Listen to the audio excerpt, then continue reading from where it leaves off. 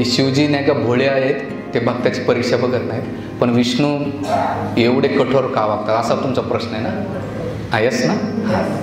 त्याचं उत्तर असं आहे की शिक्षक काय करतो, ज्या विद्यार्थ्याची जी लेवल असेल त्यानुसार परीक्षा ठरवतात. म्हणून सोनं असताना जेव्हा ते जमिनीतून निघतं ना, तर खाणीत टाकताना त्याला नाही का अग्नीमध्ये टाकले जाते. तसंच भगवंत आपल्या भक्ताला नाही का एवढी परीक्षा दाखवतात की ते बघा हे सोनं ठरणार आहे. एवढं असून सुद्धा एक उदाहरण देतो.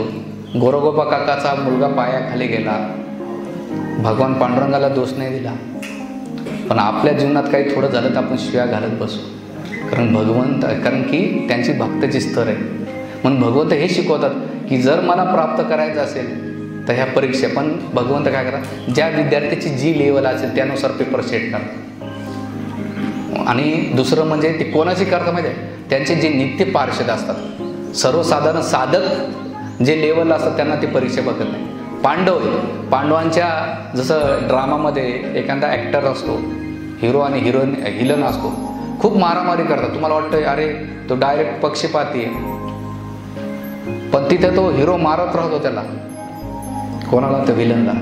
पण ते बाहेर नाव जेव्हा रोल संपला तर एकूण एकाला मिठ्या मारीत बसतात. पण आपल्याला वाटतं नाही, अरे तो हिरो किती बघा ना, तो डाकू आहे ना, किती हे करतो.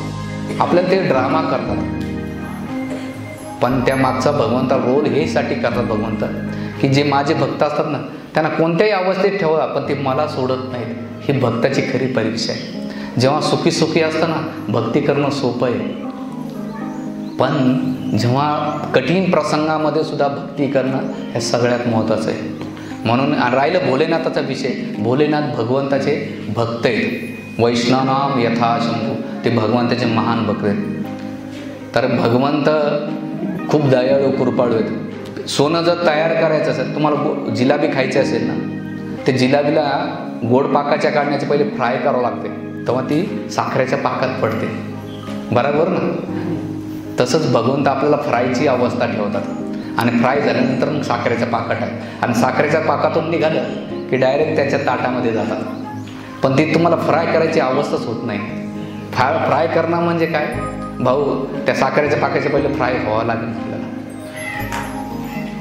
पण फ्राय करायचे तयार नाही. म्हणून जसं एका गावामध्ये एक शिल्पकार होता, तो खूप छान मूर्ती करत होता. तो अर्धनिमी शिल्प झालं होतं त्याचं, पण 35-40% झालं होतं. त्या सारखं त्या शिल्पातून नाही का आवाज येतो, थांबवा मला खूप त्रास होतोय, थांबवा.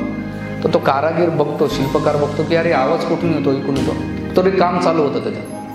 बऱ्याच वेळा झाल्यानंतर त्याच्या लक्षात आलं की ज्या दगडाला कोरतोय ना, त्या दगडातूनच आवाज येतो, आणि तो दगड म्हणतो अरे मला खूप त्रास होतो, थांबव. मग त्या शिल्पकारानं काय केलं माहिती आहे का, त्या मूर्तीला बाजूला ठेवलं आणि दुसरा दगड घेतला, कारण त्याला त्रास होता म्हणून सोडून दिलं. दुसरा दगड घेतला, त्यानं नाही का त्याला कार्विंग केले, आणि कार्विंग केल्यानंतर ते मूर्ती घडली. मूर्ती घडल्यानंतर ते काय केलं, त्याच्यातल्या ज्या अनवॉन्टेड गोष्टी त्या काढल्या आणि मग त्या देवाऱ्यामध्ये सगळे पूजा करू लागले. पण जो राहिलेला दगड होता ना पहिले, तो कुठे ठेवला, बाहेर ठेवला. जो तो याचा नारळ फिरवायचा आणि जोरदारात आपटायचा. बऱ्याच दिवसांनी हा प्रयोग चालू होता. लोक यायचे, दर्शन घ्यायचं, नारळ घ्यायचे, फिरवायचे आणि याच्या डोक्यावर आदळ. बऱ्याच दिवसांना तो कारागीर आला की चला बुवा या गावात नाही का आपण मंदिरात मूर्ती बांधली, फिरून येऊ. मग ते जिथं चप्पल उतरला त्या दगडातून आवाज आला, ए कारागीर मला ओळखलं का? त्यानं बघितलं, कुठं भाऊ, कोण आहे? मग त्यानं बघितलं की अरे ह्या दगडातूनच आवाज येतो. म्हणून काय बाबा? तर म्हणतो बघा माझी काय अवस्था झाली. तो कारागीर उत्तर काय देतो माहिती आहे, तेव्हा जर घाव सोसले असते ना, तो तिथे तू झाला असता आणि तो दगड इथं राहिला असता. पण तू घाव सोसले नाही म्हणून इथे आहेस, आणि ज्याने घाव सोसली म्हणून तू तिथे आहे.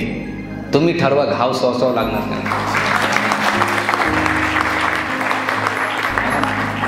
घाव सोसायची तयारी ठेवा. देवकीने नाही का घाव सोसले म्हणून भगवान कृष्ण जन्माला आले. पहिले 5 पुत्र. अर्जुनाने सगळ्या नातेवाईकाला मारलं, तेव्हा भगवद्गीतेमध्ये फोटो आला आहे. आपल्याला लय बिल पे करावं लागणार आहे माबाप.